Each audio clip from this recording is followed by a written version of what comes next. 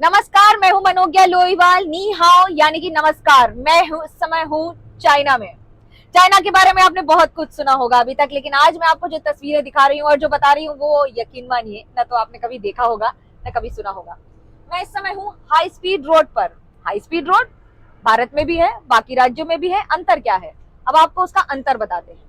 High speed road की कुछ खासियत होती है। 100 किलोमीटर प्रति घंटे की रफ्तार से गाड़ी चलेगी, गाड़ी रुकेगी नहीं, और जिस स्पीड से चलेगी वो उसको उसी लेन में मेंटेन करना पड़ेगा। लेकिन ठीक है, भारत में भी होता है, उसमें नया क्या है? नया ये है कि चीन के पास करीब 1.8 लाख किलोमीटर का पूरे देश में हाई स्पीड रोड का नेटवर्क है। और ये है सुरंग, जिसे आप कह सकते हैं चीन की सुरंग नीति। यानी कि किस तरह से पूरे पहाड़ की खूबसूरती को बिना खराब किए उसके नीचे से इस तरह की सुरंग निकाल देना। जो घुमावदार रास्ते आपको 10 किलोमीटर पड़ जाते होंगे, वो आपको सिर्फ 500 किलोमीटर से 3 किलोमीटर में आप वो रास्ता पार कर जाते हैं।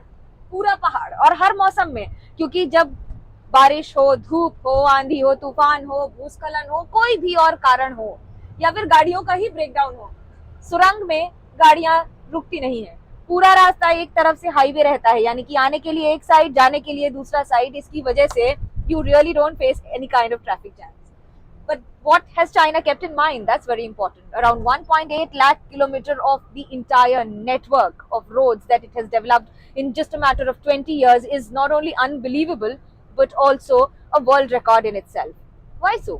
Because it has made tunnels in various places like this, which has not only aggravated, not only made better the entire facilities that they provide of transporting of all the products across the country, the road network, a brilliant rail network, but also connects every province in the fastest possible way and the least cost. भाई सड़क अगर अच्छी होगी तो आपकी गाड़ी को maintenance कम लगेगी, आपकी गाड़ी बेहतर चलेगी, आपकी गाड़ी में बाकी सारी समस्याएं कम होंगी। टोल टैक्स यहाँ पर अभी तक तो हमने कहीं नहीं दिया है, इसलिए चीन की सरकार ने जिस तरह से यहाँ पर इस तरह की खूबसूरती, यानी कि सबवे या फिर ओवर जो रास्ते बनाए हैं, ओवर ब्रिजेस छोटे छोटे, जिससे किसी को अगर गांव है कहीं पर अगर रास्ता क्रॉस करना हो तो वो आराम से जा सकता है, उसको इस हाईवे के जरिए या फिर इस हाईवे पे कहीं भी रुकने की जरूरत नहीं पड़ेगी। अब मैं यूनान प्रोविंस में हूँ। यूनान प्रोविंस की जो सीमा है वो लाओस, कंबोडिया और थाईलैंड और आगे बाकी देशों से मिलती है। खासियत क्या है? चीन के लिए हमेशा कहा जाता है सीमा पर ये बना दिया, सीमा पर वो बना दिया। देखा है, लेकिन ये जो आपको तस्वीर दिखा रहे हैं ये आपने कभी नहीं देखी है, क्योंकि चीन ने किस तरह से हर रास्ते को, हर रोड को सीमा से लेकर बीजिंग तक पूरी तरह से जोड़ दिया है। यानी कि अगर देश की राजधानी है बीजिंग, तो बीजिंग से लाओस तक का रास्ता, यानी कि दूसरे देश तक का रास्ता एक इसी तरह का हाई स्पीड रोड का रास्ता है। आप गाड़ी से आ सकते हैं, आप फ्लाइट से आ सकते हैं, लेकिन गाड़ी से आने के कई फायदे होते हैं। आप अपने कंट्रोल में रहते हैं, ट्रैवल हो, ट्रैफिक हो, फैमिली के साथ ट्रैवल कर रहे हैं या जैसे भी आप सफर कर रहे हो। सुरंग नीति की खासियत यह है कि बड़ी बड़ी गाड़ियां, बड़े बड़े रोलर्स से लेकर बहुत सारा सेना का सामान भी इस इलाके से जा सकता है बिना किसी रोक टोक के। यानी कि रास्ते की वजह से किसी तरह की रोक टोक नहीं होगी। पहाड़ों पर देखिए, मैं आपको पूरा ग्रिड सिस्टम दिखा रही हूँ। बिजली की व्यवस्था किस तरह से रहती है, आप यकीन मानिए, आप भारत में कुछ भी बिजली का बिल देते हो, और कई राज्यों में तो फ्री भी हो चुकी है बिजली चुनाव के मद्देनजर, लेकिन चीन में बिजली की प्रति यूनिट की कॉस्टिंग भारतीय मूल्य के हिसाब से 3 रुपए है। यानी कि 1 युआन करीब 11 रुपए 80 पैसे का होता है, या 12 रुपए का आप समझ सकते हैं। उसके हिसाब से सिर्फ 25 पैसा चीन की करेंसी में उसकी कॉस्टिंग पड़ती है। अब इन रास्तों को बनाने में पिछले 20 वर्षों में चीन ने एक पूरी तरह से अपने इलाके की कायनात को बदल दिया है, लेकिन इन जंगलों को हाथ नहीं दिया है। ये एक बहुत बड़ी चुनौती होती है। जब रास्ते बनते हैं तो सबसे पहले पेड़ काटे जाते हैं, लेकिन ऐसा नहीं हुआ है। मिसाल के तौर पर आपको मैं बताती हूँ, मैं मेंगला काउंटी में हूँ। मेंगला काउंटी आप भारत के हिसाब से अगर समझें तो एक राज्य में राज्य का एक कस्बा। ये कस्बा सीमा से लगा हुआ है लाओस की। लाओस एक दूसरा देश, यानी कि चीन और लाओस के ठीक से किनारे पर जो काउंटी है, जो गांव है या जो ग्रामीण इलाका है, विलेज है, वो मेंगला काउंटी है। ये रास्ता उस रास्ते तक जाता है, और आज भी वहां पर 80% फॉरेस्ट कवर है।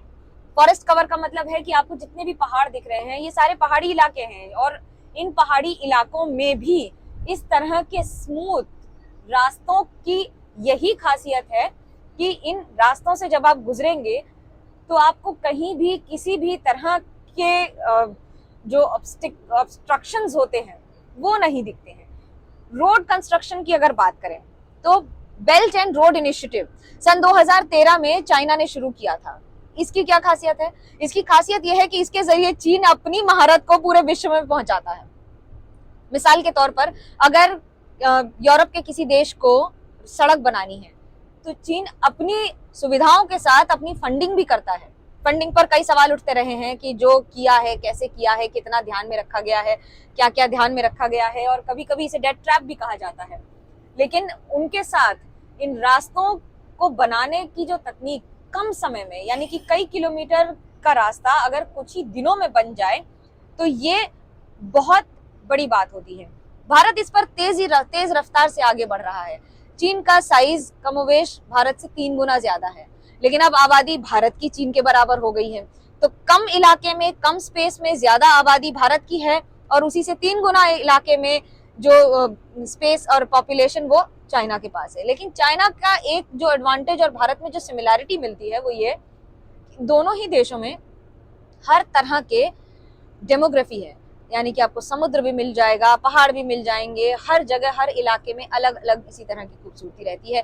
एक ही राज्य में कई कई तरह के लोग मिल जाएंगे, बहुत सारी माइनॉरिटीज कम्युनिटीज मिल जाएंगी, जैसे कि एथनिक कम्युनिटीज। इन इलाकों में हानी है, मियाओ है, ये सारी ट्राइब्स हैं जो यहाँ पर रहती हैं।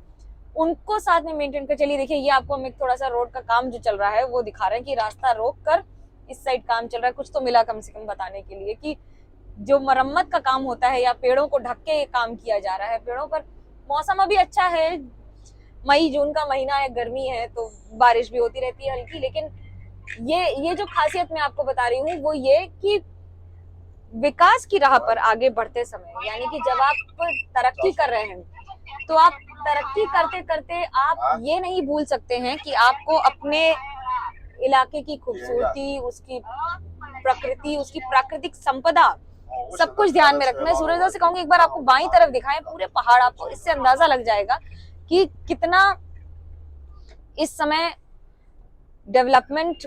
मैं इस एरिया की बात कर रही हूँ। इन ऊंचे ऊंचे पहाड़ों के पास से गुजरते ये रास्ते निश्चित तौर पर आसान नहीं होता है, लेकिन अगर कोई सरकार ये चाह ले कि उसे ये तब्दीली लानी है या ये परिवर्तन लाना है तो वो कुछ भी कर सकती है।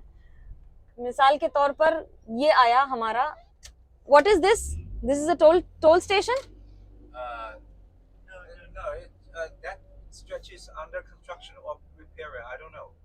ओके, सो क्योंकि वो अंडर कंस्ट्रक्शन है तो ये है। चलिए, एक टोल तो मिला। उधर पुलिस चेक है, जैसे आपके नाका होता है टोल टैक्स सिस्टम, ठीक उसी तरह से है ये। अच्छा, हम लोग पहले असाइनमेंट पर हैं जो कोई चाइना आया है 2020 के बाद से, तो ये Border security check station. ये बॉर्डर पुलिस चेक स्टेशन है, यानी कि आपकी गाड़ियां, क्योंकि हम सीमा के सबसे पास जा रहे हैं इसलिए वो आपकी तस्वीर खींचेंगे, गाड़ी का नंबर, डिटेलिंग रिकॉर्ड करके रखते हैं। ये ध्यान में भी रखना पड़ता है, जैसे आपको सीआईएसएफ के बाकी सारे चेक पोस्ट मिल जाते हैं, बट ये check post is managed by the police here. हमारे यहाँ उसको आप अलग अलग फोर्सेस को दिया जाता है अलग अलग इलाके का दायित्व, तो वो एक अलग बात हो जाती है। लेकिन आपको बता रहे थे कि क्या खासियत है, एक नहीं है, कई सारी खासियत है जो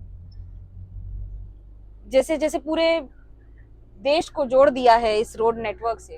अब आप देखिए कि इतनी बड़ी बड़ी ट्रक्स पूरी बॉर्डर एरिया तक जा रही है। यहाँ से 20 से 40-50 किलोमीटर है यहाँ से अंतर्राष्ट्रीय सीमा। भारत में भी बांग्लादेश के साथ जो सीमा है वो ऐसी है, अलग अलग डेमोग्राफी, यानी कि अलग पाकिस्तान के साथ सीमा अलग अलग जगह पर अलग अलग तरह की है। इधर फिर आप बांग्लादेश के साथ अलग सीमा अलग अलग तरह की आती है, कहीं त्रिपुरा में है, कहीं बंगाल में है, तो पूर्वोत्तर भारत में कहीं पर चीन के साथ है, कहीं पर म्यांमार के साथ है। सीमा का अपना अपना एक तस्वीर होती है, एक डेमोग्राफी होती है, एक उसकी अपनी पूरी ऑपरेटिव स्टाइल कह सकते हैं आप उसको। लेकिन फिलहाल इस सूरत हाईवे से मुझे दीजिए इजाजत, फिर मिलेंगे जल्दी से। Stay tuned to Manogya Loiwal.